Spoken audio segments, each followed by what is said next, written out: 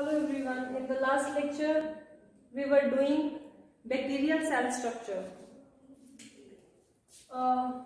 अगर हम bacterial cell structure को स्टडी करना चाहते हैं तो हमने इसको 3 पार्ट्स में डिवाइड किया था कि बैक्टीरियल सेल स्ट्रक्चर के मेनली 3 कंपोनेंट्स होते हैं, जिसमें एक आता है सेल एनवेल्प जो आउटर कवरिंग थी, उसके बाद आता है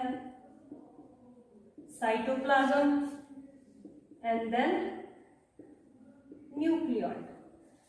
अगर हम इन तीनों की बात करते हैं तो सेल एनवेल्प के अंदर क्या है वो हमने लास्ट टाइम डिस्कस कर लिया था। इसके अंदर मेनली हमने 3 चीजें पढ़ी थी, that is capsule, cell wall and cell membrane. Capsule किस चीज से बनता है, सेल वॉल का क्या स्ट्रक्चर है, सेल मेम्ब्रेन का क्या स्ट्रक्चर है, ऑल डन, वो सारा हो गया था। आज हम स्टार्ट करते हैं साइटोप्लाज्म से। साइटोप्लाज्म क्या है? कोई भी बैक्टीरियल सेल है, ये उस बैक्टीरियल का सेल एनवेल्प है, मतलब आउटर कवरिंग। इस आउटर कवरिंग के अंदर या बोलो cell wall plus cell membrane. इस सेल वॉल और सेल मेम्ब्रेन के अंदर जितना भी ऑर्गेनेलिस वगैरह प्रेजेंट है, जो भी मटेरियल प्रेजेंट है, that whole material is known as cytoplasm. वो सारी स्पेस क्या है? साइटोप्लाज्म। अब हम बढ़ेंगे कि इस साइटोप्लाज्म में क्या प्रेजेंट होता है, किस चीज से ये साइटोप्लाज्म बना है। तो अगर हम बैक्टीरियल सेल की बात करते हैं, साइटोप्लाज्म के अंदर बहुत सारी चीजें हैं बच्चे, जैसे कि मेन द डीएनए और जेनेटिक मटेरियल। जो जेनेटिक मटेरियल है वो किसके अंदर है? साइटोप्लाज्म के अंदर, जिसको डीएनए बोलते हैं। इसके अलावा एक ऑर्गेनेली प्रेजेंट होती है, that is known as ribosomes. Ribosomes के अलावा बहुत सारे रिजर्व फूड मटेरियल्स या वेसिकल्स प्रेजेंट होते हैं, जिनको बोला जाता है इंक्लूजन बॉडीज। डीएनए प्रेजेंट है, राइबोसोम्स प्रेजेंट है, इंक्लूजन बॉडीज प्रेजेंट है, कुछ एक्स्ट्रा क्रोमोसोमल डीएनए भी प्रेजेंट हो सकता है, जिनको बोलते हैं प्लाज्मिड्स। ठीक है। इसके अलावा बहुत सारे न्यूट्रिएंट्स या आप बोल लो पॉलीसेकेराइड्स, वो सारी चीजें, मतलब अदर न्यूट्रिएंट्स वगैरह या आयंस, वो सब प्रेजेंट होता है साइटोप्लाज्म के अंदर। बाकी सारी चीजें लिविंग है बच्चे, plasmids, ribosomes, DNA, cell envelop. सिर्फ और सिर्फ इंक्लूजन बॉडीज पार्ट है साइटोप्लाज्म के अंदर, दैट इज नॉन लिविंग, जो किस कैटेगरी में आता है? नॉन लिविंग कैटेगरी में। अब हम इन सब चीजों को डिटेल में देखते हैं, क्या है प्लाज्मिड, राइबोसोम, डीएनए या फिर इंक्लूजन बॉडीज। ठीक है। फर्स्ट स्टार्ट करते हैं, first cytoplasmic content, that is ribosomes. Cytoplasm के अंदर प्रेजेंट ऑर्गेनेली राइबोसोम्स। राइबोसोम्स क्या है? These are protein synthesis machinery. कोई भी लिविंग ऑर्गेनिज्म है जो उसका सेल स्ट्रक्चर है वो किससे बनता है? प्रोटीन से बनता है। ठीक है। These are the building blocks. अगर प्रोटीन्स प्रेजेंट होंगे तो सेल ग्रोथ होगी, तो सेल इंक्रीज होगा साइज में, या तो प्रोटीन्स का होना बहुत जरूरी है। वो प्रोटीन्स बॉडी के अंदर या किसी भी लिविंग ऑर्गेनिज्म के अंदर या बैक्टीरिया के अंदर कहाँ पे बनती हैं? राइबोसोम्स में। या उन प्रोटीन्स को कौन बनाता है? राइबोसोम वो ऑर्गेनेली है या वो ऑर्गेनेली है जो प्रोटीन को सिंथेसाइज करती है। So ribosomes are the protein synthesis machinery of the cell. Ribosomes eukaryotes में भी होते हैं, प्रोकैरियोट्स में भी होते हैं। बैक्टीरिया इज अ प्रोकैरियोट ना, लेकिन दोनों में फर्क है। जो राइबोसोम्स प्रोकैरियोट में होते हैं दे आर 70S राइबोसोम्स, और जो यूकेरियोट्स में होते हैं दे आर 80S। दोनों ही लिविंग सेल्स में, चाहे प्रोकैरियोट्स है चाहे यूकेरियोट्स है, उनके अंदर राइबोसोम्स प्रेजेंट होते हैं। फर्क इतना है कि प्रोकैरियोट्स के राइबोसोम्स 70S राइबोसोम्स है और यूकेरियोट के राइबोसोम्स 80S राइबोसोम्स है। और राइबोसोम्स जो बनते हैं वो 2 सब यूनिट्स को मिला के बनते हैं, और प्रोकैरियोट्स के अंदर वो 2 सब यूनिट्स क्या है, एक 30S सब यूनिट है, एक 50S। 30S सब यूनिट को स्मॉल सब यूनिट बोलते हैं और 50S को लार्ज सब यूनिट बोला जाता है। ठीक है जी, इस चीज को कंफ्यूज मत करना 30 + 50 = 80, नो। जो प्रोकैरियोट्स है उनके अंदर 70S राइबोसोम्स होते हैं, 2 सब यूनिट से मिलकर बनती है, एक छोटी सब यूनिट एक बड़ी सब यूनिट। जो छोटी है वो 30S सब यूनिट है, जो बड़ी है वो 50S सब यूनिट है। ये क्या है 70S 30S या 50S? S means sedimentation rate, sedimentation rate और कोफिशिएंट। मतलब जो राइबोसोम्स है प्रोकैरियोटिक राइबोसोम्स, वो सेडिमेंटेशन के लिए कितना टाइम लेते हैं या कितने टाइम में वो सरफेस के ऊपर बैठते हैं, उनका सेडिमेंटेशन रेट क्या है, उस बेसिस पे इनकी डिवीजन है, ना कि 30 + 50 = 80 वाली। ठीक है, जो इसकी स्मॉलर सब यूनिट है किसी भी राइबोसोम की, उसका सेडिमेंटेशन रेट ही 30S है, वो इतने रेट से ही सेडिमेंट होती है। और जो लार्जर सब यूनिट है उसका 50S है। लेकिन जब हम दोनों यूनिट्स को इकट्ठा कर देते हैं 30S 50S, तो दोनों इकट्ठा कंप्लीट राइबोसोम कितना टाइम लेता है, या उसका सेडिमेंटेशन रेट क्या है 70S। सो उस बेसिस पे राइबोसोम्स के नेम है 70S या फिर 80S। प्रोकैरियोट्स के अंदर 70S राइबोसोम्स प्रेजेंट होते हैं। स्ट्रक्चर वाइज 2 यूनिट से मिलके बनते हैं, एक स्मॉलर सब यूनिट एक लार्जर सब यूनिट। जो स्मॉलर सब यूनिट है दैट इज 30S, जो लार्जर सब यूनिट है दैट इज 50S, और कंप्लीट राइबोसोम्स आर 70S। हम प्रोटीन सिंथेसिस की बात कर रहे हैं, कैसे बनाते हैं राइबोसोम्स प्रोटीन्स को। हमें पता है कि जो डीएनए है उसकी इंफॉर्मेशन ट्रांसक्रिप्शन के बाद mRNA में कन्वर्ट हो जाती है, मैसेंजर आरएनए। फिर इस मैसेंजर आरएनए को रीड किया जाता है। कौन रीड करता है? राइबोसोम्स। और वो राइबोसोम्स इस mRNA को रीड करके इससे क्या बनाते हैं? प्रोटीन्स। सो राइबोसोम्स का काम क्या है? These are the protein synthesis machinery. Cell के अंदर जो प्रोटीन बनाना किसका काम है? राइबोसोम्स का। कैसे बनाते हैं? डीएनए से mRNA मैसेंजर आरएनए वो मैसेज देता है राइबोसोम्स को, राइबोसोम्स उस मैसेज को रीड करते हैं और उस मैसेज से आगे प्रोटीन्स बनती हैं। There is an another term that is polyribosomes. Polyribosomes क्या होते हैं? ये भी बैक्टीरिया के अंदर प्रेजेंट हो सकते हैं। फॉर एग्जाम्पल ये कोई mRNA है, इस mRNA से प्रोटीन बननी है, लेकिन कभी कभी क्या होता है कि एक mRNA के ऊपर बहुत सारे राइबोसोम्स इकट्ठे आ जाते हैं। जब एक mRNA चेन के ऊपर बहुत सारे राइबोसोम्स आ जाते हैं तब उनको बोला जाता है polyribosomes. Poly means many ribosomes. एक mRNA चेन के ऊपर जब बहुत सारे राइबोसोम्स आते हैं तब उसको बोला जाता है पॉलीराइबोसोम्स। सो राइबोसोम्स क्या है? सेल ऑर्गेनेली जो साइटोप्लाज्म के अंदर प्रेजेंट होती है, बहुत इंपॉर्टेंट है क्योंकि प्रोटीन सिंथेसिस करती है।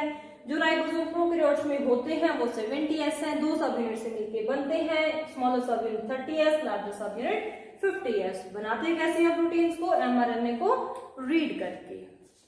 सो दिस इज वन स्ट्रक्चर जो साइटोप्लाज्म, बैक्टीरिया के साइटोप्लाज्म के अंदर प्रेजेंट होता है। राइबोसोम्स के बाद प्लाज्मिड्स। सेकेंड स्ट्रक्चर जो साइटोप्लाज्म में प्रेजेंट है। प्लाज्मिड्स क्या है? Plasmids are known as extra chromosomal DNA. जो सेल का अपना डीएनए है, सेल का जेनेटिक मटेरियल है, जो उसकी सारी ट्रेट्स को कंट्रोल कर रहा है, सारे कैरेक्टर्स को कंट्रोल कर रहा है, उस डीएनए के अलावा साइटोप्लाज्म में कुछ एक्स्ट्रा डीएनए भी प्रेजेंट होता है, जिसको बोलते हैं plasmids. They are generally circular in shape, circular in shape. काम क्या है? प्रेजेंट क्यों होते हैं? एंटीबायोटिक रेजिस्टेंस जीन होते हैं उनके पास। जो प्लाज्मिड्स हैं वो बैक्टीरिया को एंटीबायोटिक से रेजिस्टेंस प्रोवाइड करते हैं। बहुत सारे बैक्टीरिया ऐसे हैं जो एंटीबायोटिक देने के बाद भी नहीं मरते। क्यों नहीं मरते? क्योंकि उनके अंदर रेजिस्टेंट जीन्स होती हैं। वो रेजिस्टेंट जीन प्रेजेंट कहाँ पे होते हैं? प्लाज्मिड में प्रेजेंट होते हैं, प्लाज्मिड डीएनए में प्रेजेंट होते हैं। जो सेल का अपना जेनेटिक मटेरियल है उसके अंदर प्रेजेंट नहीं होते। सो एंटीबायोटिक रेजिस्टेंट जीन्स, या इनको हम यूज करते हैं as the vehicle in biotechnology. Biotechnology में हम क्या करते हैं? जीन ट्रांसफर करते हैं। For example, this is one cell, this is the second cell. ये कोई बैक्टीरियल सेल है, इसके अंदर यहाँ पे प्लाज्मिड प्रेजेंट है। आप हम क्या करते हैं? इस प्लाज्मिड में बाहर से कोई external DNA, this is plasmid, external DNA को प्लाज्मिड में इंसर्ट करवाते हैं। फिर ये external DNA, plasmid with external DNA ये जाता है नए सेल के अंदर, होस्ट सेल के अंदर, जिसमें हम वो जीन ट्रांसफर करना चाहते हैं। हम डायरेक्टली किसी जीन को किसी सेल के अंदर ट्रांसफर नहीं कर सकते। जीन को पहले प्लाज्मिड में इंसर्ट करते हैं, फिर उस प्लाज्मिड को नेक्स्ट सेल में या नेक्स्ट होस्ट में इंसर्ट करवाया जाता है। सो प्लाज्मिड क्या कर रहा है? हमारे एक्सटर्नल डीएनए को किसी दूसरे सेल तक लेके जा रहा है। So plasmid is known as vehicle. So plasmid को हम एज अ व्हीकल यूज करते हैं बायोटेक्नोलॉजी के अंदर या फिर जेनेटिक इंजीनियरिंग के अंदर। है क्या? Extra chromosomal DNA, circular in shape होते हैं। काम क्या है? या तो एंटीबायोटिक रेजिस्टेंस देना या फिर एज अ व्हीकल यूज करते हैं। कुछ प्लाज्मिड्स ऐसे हैं जिनको कंजुगेटिव प्लाज्मिड्स भी बोला जाता है। कंजुगेटिव प्लाज्मिड्स मतलब वो डीएनए जो बैक्टीरिया को कंजुगेशन में हेल्प करता है। बैक्टीरिया में जो जेनेटिक मटेरियल का एक्सचेंज होता है from one bacteria to the another bacteria, वो किसकी हेल्प से होता है? कंजुगेशन एक प्रोसेस है।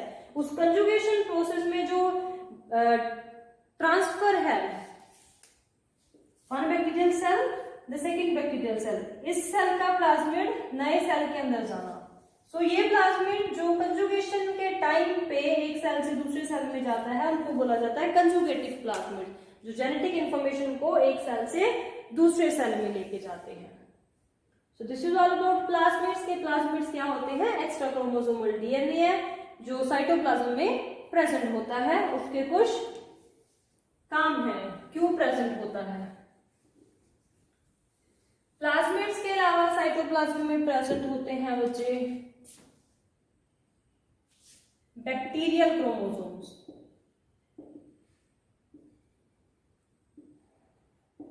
बैक्टीरियल क्रोमोसोम्स मतलब बैक्टीरिया का जेनेटिक मटेरियल।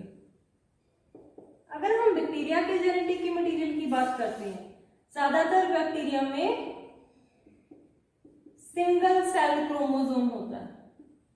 जैसे अगर हम ह्यूमन सेल की बात करें तो हमारे अंदर 46 क्रोमोसोम्स प्रेजेंट हैं। हमारा सारा जेनेटिक मेकअप या हमारे सारे जीन्स 46 क्रोमोसोम्स पे प्रेजेंट है। कोई जीन किसी क्रोमोसोम पे, कोई जीन किसी क्रोमोसोम पे। लेकिन बैक्टीरिया के अंदर सारे का सारा जेनेटिक मटेरियल सिर्फ और सिर्फ एक ही सेल के, एक ही क्रोमोसोम के ऊपर प्रेजेंट होता है। मतलब इसके अंदर सिंगल क्रोमोसोम प्रेजेंट होता है। सारे का सारा जो जेनेटिक मटेरियल है वो एक ही क्रोमोसोम में होता है। सारे के सारे जीन एक ही क्रोमोसोम के ऊपर होते हैं। ज्यादातर जो बैक्टीरियल क्रोमोसोम्स हैं they are circular but can be linear. Linear भी हो सकता है डीएनए। और जो बैक्टीरियल डीएनए है वो वैसे ही डबल स्ट्रैंडेड स्ट्रक्चर है जैसे नॉर्मल डीएनए होता है, it's a double stranded structure. वैसे ही नाइट्रोजनस बेस है ATGC, adenine, thymine, guanine, cytosine, वही 4 नाइट्रोजनस बेस हैं। उन्हीं 4 नाइट्रोजनस बेस के 2 स्ट्रैंड्स एंटी पैरेलल डायरेक्शन में बाइंड करते हैं और डीएनए बनाते हैं। वैसा ही डीएनए बैक्टीरिया का होता है, लेकिन सारे का सारा डीएनए या सारे का सारा जेनेटिक मटेरियल एक ही क्रोमोसोम के फॉर्म में प्रेजेंट होता है। सर्कुलर भी हो सकते हैं, लीनियर भी हो सकते हैं। जैसे यूकैरियोटिक सेल के अंदर तो डीएनए को प्रेजेंट होने के लिए एक स्पेसिफिक ऑर्गेनेल प्रेजेंट है, मतलब डीएनए न्यूक्लियस के अंदर प्रेजेंट होता है। लेकिन जहां पे जो डीएनए है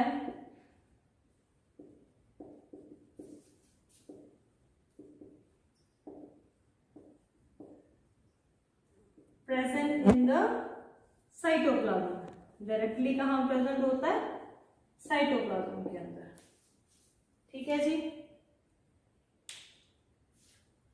सो बैक्टीरियल क्रोमोसोम, बैक्टीरिया में एक ही क्रोमोसोम प्रेजेंट होता है। अगर हम शेप की बात करें तो सर्कुलर भी हो सकता है, लीनियर भी हो सकता है, ज्यादातर सर्कुलर होता है। डबल स्ट्रैंडेड डीएनए है, वही 4 जो नॉर्मल बेस पेयर्स हैं जिनसे मिलकर डीएनए बनता है, ATGC, adenine, thymine, guanine and cytosine. वही 4 नाइट्रोजनस बेस मिलके बैक्टीरिया का डीएनए बनाते हैं।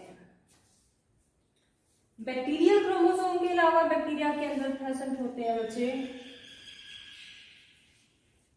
Inclusion bodies. इंक्लूजन बॉडीज किनको बोला जाता है?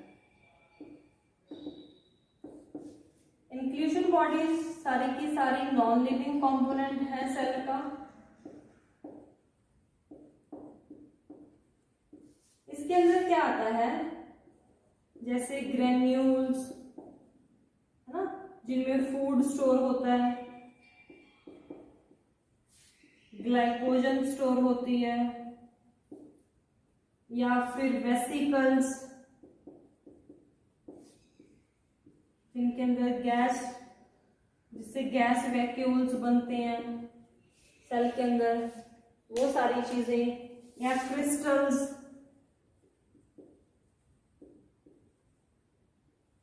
मैग्नेटिक क्रिस्टल्स, किसी मैग्नेटिक के क्रिस्टल्स बनते हैं, या फिर पिगमेंट्स,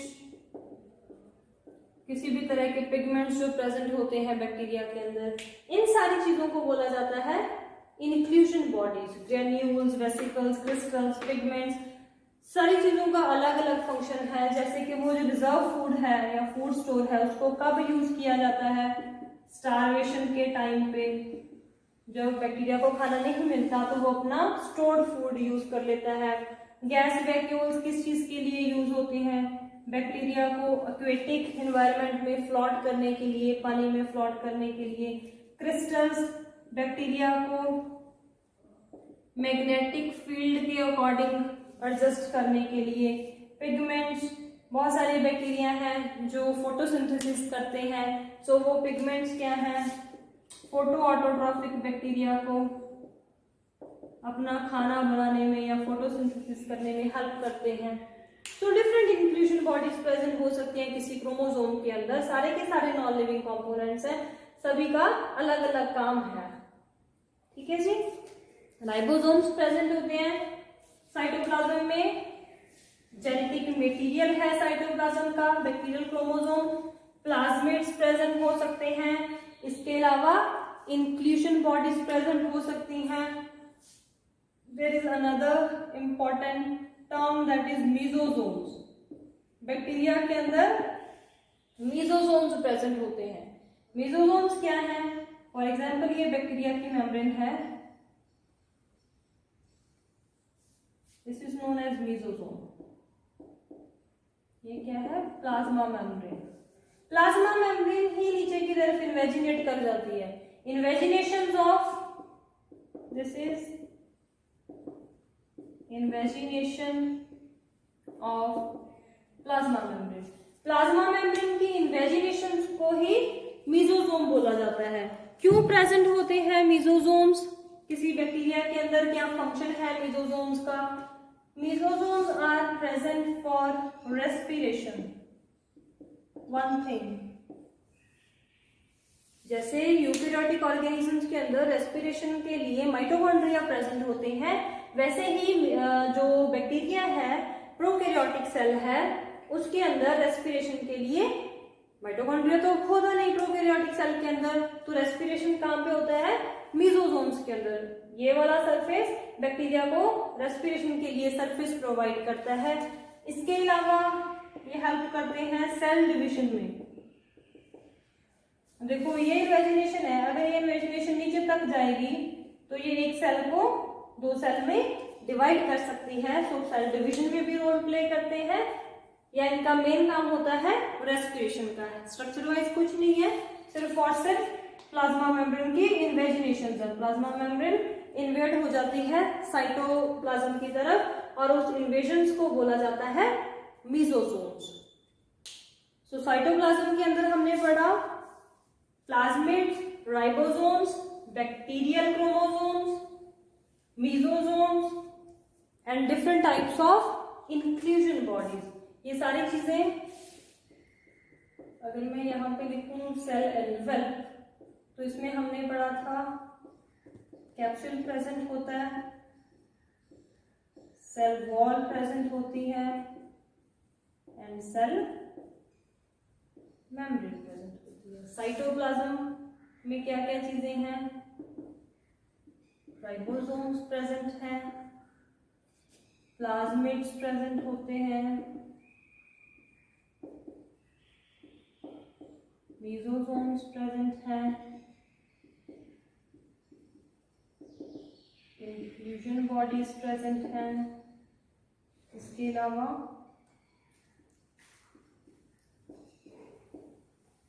बैक्टीरियल क्रोमोसोम प्रेजेंट है। तो ये सारी चीजें हैं जो साइटोप्लाज्म के अंदर प्रेजेंट होती हैं। इंक्लूजन बॉडीज में आपने बहुत सारी चीजें देखी, जिसमें ग्रेन्यूल्स आते हैं, फूड रिजर्व्स, या फिर वेसिकल्स, पिगमेंट्स, वो सारी चीजें। और ये कंटेंट, बाकी सारा लिविंग कंटेंट है, सिर्फ और सिर्फ इंक्लूजन बॉडीज हैं जो नॉन लिविंग की कैटेगरी में आते हैं।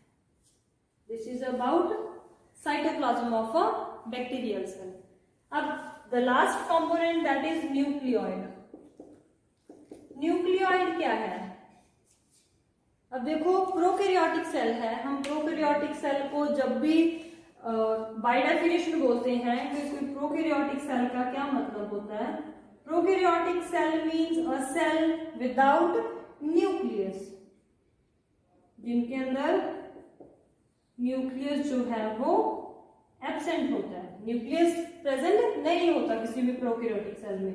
Bacteria is a prokaryotic cell, nucleus तो उसके अंदर होता नहीं। सो उसका जो डीएनए है और जो उसका जेनेटिक मटेरियल है वो फिर कहां प्रेजेंट होता है? साइटोप्लाज्म के अंदर। सो वो स्पेस साइटोप्लाज्म के अंदर, वो स्पेस जहां पे भी उस सेल का डीएनए प्रेजेंट है, that space is known as nucleoid. उस जगह को हम न्यूक्लियोइड बोल देते हैं। अब हम न्यूक्लियस तो बताते नहीं, क्योंकि न्यूक्लियस होता ही नहीं है प्रोकैरियोटिक सेल के अंदर। सो डीएनए कहां पे प्रेजेंट होगा, जेनेटिक मटेरियल कहां पे प्रेजेंट होगा? सो बैक्टीरिया का जो डीएनए है वो पूरे के पूरे साइटोप्लाज्म के अंदर कहीं पे भी प्रेजेंट हो सकता है, और वो स्पेस जहां पे बैक्टीरिया का डीएनए या उसका जेनेटिक मटेरियल प्रेजेंट होता है उसको बोलते हैं nucleoid. Space where bacterial DNA is present in the cytoplasm, उसको बोला जाता है न्यूक्लियोइड। ये कोई स्पेसिफिक जगह नहीं होती, ये कोई मेम्ब्रेन बाउंड ऑर्गेनेली नहीं होती, सिर्फ और सिर्फ पूरे के पूरे साइटोप्लाज्म के अंदर। फॉर एग्जांपल ये पूरा साइटोप्लाज्म है, कहीं पे भी आपको यहाँ पे प्रेजेंट है तो हम इस स्पेस को न्यूक्लियड बोल देंगे, यहाँ पे डीएनए प्रेजेंट है तो इसको न्यूक्लियड बोल देंगे, यहाँ पे प्रेजेंट है तो इसको न्यूक्लियड बोल देंगे। तो न्यूक्लियड वो प्लेस है, वो जगह है साइटोप्लाज्म के अंदर जहाँ पे जेनेटिक मटेरियल बैक्टीरिया का या फिर डीएनए जो है वो प्रेजेंट होता है। ठीक है जी। सो ये था बैक्टीरियल सेल स्ट्रक्चर के बारे में कि अगर हम स्ट्रक्चर वाइज बात करें बैक्टीरिया की तो उसका सेल स्ट्रक्चर कैसा होता है। इन इंटरनल स्ट्रक्चर्स के अलावा बैक्टीरिया जो बैक्टीरियल सेल है या जो बैक्टीरिया है उसके ऊपर कुछ एक्सटर्नल स्ट्रक्चर्स भी प्रेजेंट होते हैं। Bacterial cell external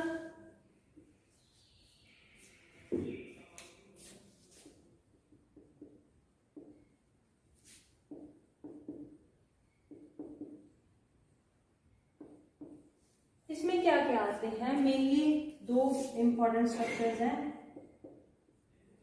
Pillai and second is fimbriae, the third one is flagella. इन सभी एक्सटर्नल कैरेक्टर्स, ये सारे सभी एक्सटर्नल कैरेक्टर्स हैं जो बैक्टीरियल सेल स्ट्रक्चर के अलावा बैक्टीरिया की जो आउटर सरफेस है, कैप्सूल है या सेल एनवेल्प है, इसके ऊपर प्रेजेंट होते हैं। जो पिल्लाई है they are small hair like outgrowth, small hair like outgrowth present होती है। जैसे अगर ये कोई बैक्टीरिया है तो उसके ऊपर ऐसे बिल्कुल छोटी, ठीक है, जिनको बोला जाता है पिल्लाई। काम क्या है इनका, ये हेल्प करते हैं बैक्टीरिया को किसी सरफेस के ऊपर अटैच होने के लिए। अगर कोई बैक्टीरिया किसी सरफेस के ऊपर अटैच होता है तो वो किसकी वजह से होता है, पिल्लाई की वजह से। या फिर कई बार ये हेल्प कर देते हैं कंजुगेशन के अंदर, दो बैक्टीरियल सेल को आपस में ज्वाइन करने के लिए, और फिर एक उनके अंदर ट्यूब जैसा रास्ता बना देते हैं सो दैट ऐसे दोनों बैक्टीरियल सेल का जो जेनेटिक मटेरियल है वो एक्सचेंज हो सके, तब हम इनको बोलते हैं सेक्स पिल्लाई। ठीक है, सो ये दो काम है पिल्लाई के, कुछ नहीं है। हेयर लाइक आउटग्रोथ्स हैं जो बैक्टीरिया के ऊपर प्रेजेंट होती है। काम क्या है, या तो बैक्टीरिया को किसी सरफेस के ऊपर अटैच करने में हेल्प करती है या फिर कंजुगेशन में हेल्प करती है। उसके बाद है फिम्ब्री। फिम्ब्री भी ऐसा ही है, स्मॉल थ्रेड लाइक स्ट्रक्चर्स होते हैं, स्मॉल थ्रेड लाइक स्ट्रक्चर्स होते हैं, लेकिन जो आपके पिल्लाई है उससे थोड़े बड़े होंगे स्ट्रक्चर में, और बनते किससे हैं, फिम्ब्रिन नाम की प्रोटीन है उनसे इनका स्ट्रक्चर बनता है। फिम्ब्रिन नाम की प्रोटीन है जिससे इनका स्ट्रक्चर बनता है, और ये भी स्मॉल थ्रेड लाइक स्ट्रक्चर्स ही प्रेजेंट होते हैं बैक्टीरियल सरफेस के ऊपर। वही इनका काम है, उनकी जो सपोर्ट है बैक्टीरिया की या अटैचमेंट है उसको इंक्रीज करना। Next very important, flagella. बहुत सारे बैक्टीरिया ऐसे हैं जिनके ऊपर फ्लैजेला प्रेजेंट होता है, ठीक है, लेकिन बहुत सारे ऐसे हैं जिनके ऊपर फ्लैजेला प्रेजेंट नहीं होता। फ्लैजेला क्या है, लॉन्ग थ्रेड लाइक स्ट्रक्चर जो बैक्टीरियल आउटर सरफेस के ऊपर प्रेजेंट होता है, बनता किससे है, फ्लैजेलिन नाम की प्रोटीन है जिससे फ्लैजेला बनते हैं। काम क्या है, मूवमेंट, जो बैक्टीरिया मूव करता है from one place to another, वो मूवमेंट बैक्टीरिया की किस की वजह से होती है, फ्लैजेला की वजह से। कुछ बैक्टीरिया ऐसे हैं जिनको एट्राइकस बोला जाता है। एट्राइकस मतलब नो फ्लैजेला, जिनके ऊपर फ्लैजेला प्रेजेंट ही नहीं होता। कुछ बैक्टीरिया ऐसे हैं जिनको फ्लैजेला की प्रेजेंस या एब्सेंस के ऊपर मोनोट्राइकस बोला जाता है। मोनोट्राइकस मतलब एक ही फ्लैजेला प्रेजेंट होगा पूरे बैक्टीरिया के ऊपर। कुछ ऐसे हैं जिनको एम्फीट्राइकस बोला जाता है। एम्फीट्राइकस मतलब एक एक बैक्टीरिया दोनों तरफ, एक एक फ्लैजेला दोनों तरफ प्रेजेंट है, ठीक है। So on the basis of presence of flagella different types of bacteria हो सकते हैं, लेकिन अगर फ्लैजेला प्रेजेंट ही नहीं है तो उस बैक्टीरिया को बोला जाता है एट्राइकस। प्रेजेंट क्यों होते हैं या क्या होते हैं? जो फ्लैजेला है they are long thread like structures, लंबे थ्रेड लाइक स्ट्रक्चर्स है। किससे मिलके बनते हैं? फ्लैजेलिन नाम की प्रोटीन से मिलके बनते हैं। काम क्या है इनका? बैक्टीरिया की मूवमेंट करवाना। उनको बोला जाता है जो बैक्टीरिया है उसको मूवमेंट में हेल्प करते हैं। So these are the some external structures जो बैक्टीरिया के ऊपर प्रेजेंट हो भी सकते हैं, नहीं भी हो सकते। जरूरी नहीं है इनका प्रेजेंट होना, हो भी सकते हैं, नहीं भी हो सकते, लेकिन फिर भी आपको पता होना चाहिए। So with this we have done with the first topic, that is bacterial cell structure, except the microbial world. Microbial world, prokaryotic, eukaryotic organism is the first one, and second one is the bacterial cell structure. Next time देखते हैं, next topic से start करेंगे. So thank you.